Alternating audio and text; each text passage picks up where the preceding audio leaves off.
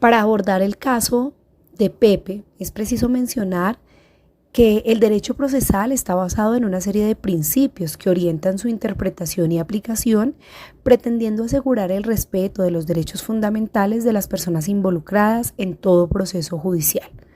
Por consiguiente, es importante identificar que en el caso de Pepe, a quien se le acusa del delito de hurto simple, los principios del derecho procesal que se han violado y que no han permitido un juicio justo son, en primer lugar, el principio del debido proceso, consagrado en la Constitución Política en el artículo 29, el cual refiere que toda persona tendría el derecho a ser juzgado con las debidas garantías y dentro de un plazo razonable por un juez o tribunal competente, independiente e imparcial. Claramente, en el caso de Pepe, el abogado ha tenido sus dificultades para comunicarse con el cliente. El juez a cargo del caso ha mostrado un sesgo y la fiscalía ha presentado como prueba un video de seguridad de baja calidad. La autenticidad de este está en cuestión. Por lo tanto, hay irregularidades que son observadas dentro del proceso. En segundo lugar, está el principio de igualdad de armas. Este principio garantiza que las partes en un proceso penal tienen las mismas oportunidades de presentar su caso y defenderse de las acusaciones. Claramente en el caso de Pepe se ha visto el impedimento para la comunicación entre el abogado y Pepe y del mismo modo no se ha tenido acceso a la evidencia que presenta la fiscalía. En tercer lugar está el principio de la contradicción. Este principio garantiza que las partes de un proceso penal tengan la oportunidad de impugnar la evidencia presentada por la otra parte.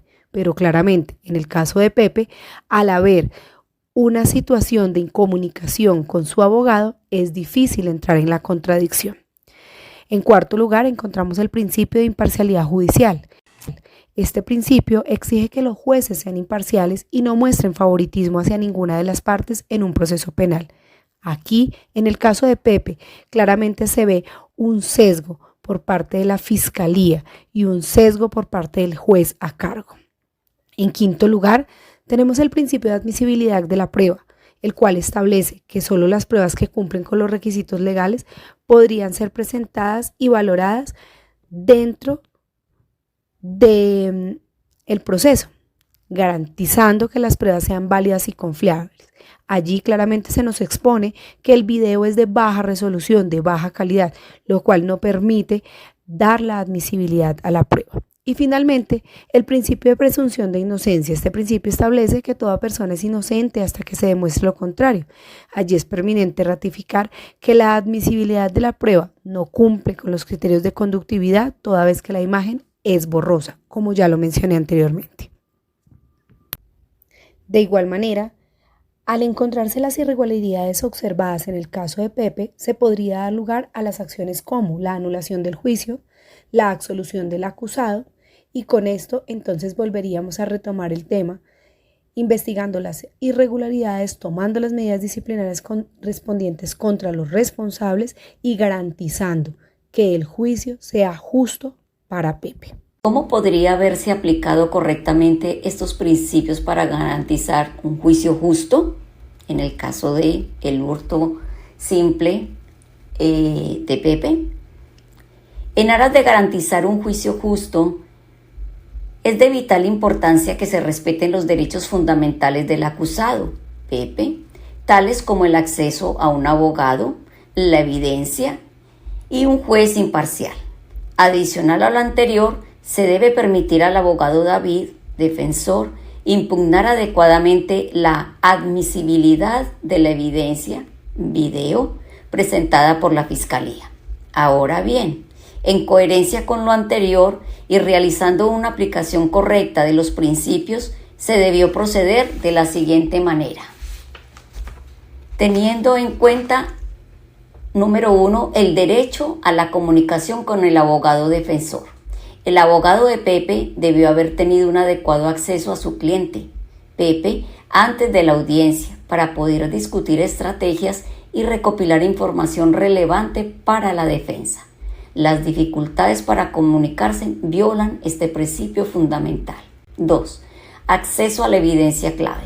El abogado defensor David debió tener acceso a toda la evidencia presentada por la Fiscalía, incluyendo aquella que fue considerada clave para el caso. Negarle el acceso a la evidencia limitó la capacidad del acusado de presentar una defensa efectiva y viola su derecho a un juicio justo. 3.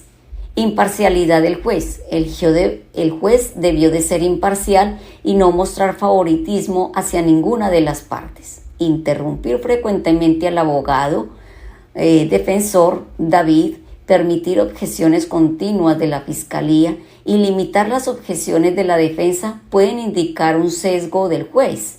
Esto viola el derecho de acusado a un juicio justo y equitativo. Por último y cuarta, tenemos la admisibilidad adecuada de la evidencia. El abogado defensor David debió tener la oportunidad de impugnar la autenticidad y la admisibilidad de la evidencia presentada por la Fiscalía, como en el caso del video de seguridad. Al no permitir dicha actuación, se viola el derecho del acusado a confrontar las pruebas en su contra y ejercer su defensa. Respecto al abordaje de las irregularidades, como primera medida consideramos que la defensa podría alegar una vulneración a los principios mencionados anteriormente, principalmente el derecho de igualdad, dado al sesgo evidente del juez hacia la Fiscalía durante la audiencia y la interrupción constante a la defensa para presentar sus argumentos. A su vez, la defensa podría alegar una vulneración al derecho del debido proceso, en el entendido de que no se han dado todas las garantías para que la defensa pueda tener una comunicación clara y directa con el acusado, en donde tampoco la misma defensa no tuvo la oportunidad de impugnar adecuadamente la admisibilidad de la prueba presentada por la Fiscalía. No obstante, y acercándonos un poco más al Código General del Proceso, de acuerdo con el artículo 133 en su inciso del número 4, la defensa puede alegar una causa de nulidad para este caso, teniendo en cuenta de que carece íntegramente del poder del acusado por la misma razón mencionada de tener dificultades para comunicarse con su cliente antes de la audiencia.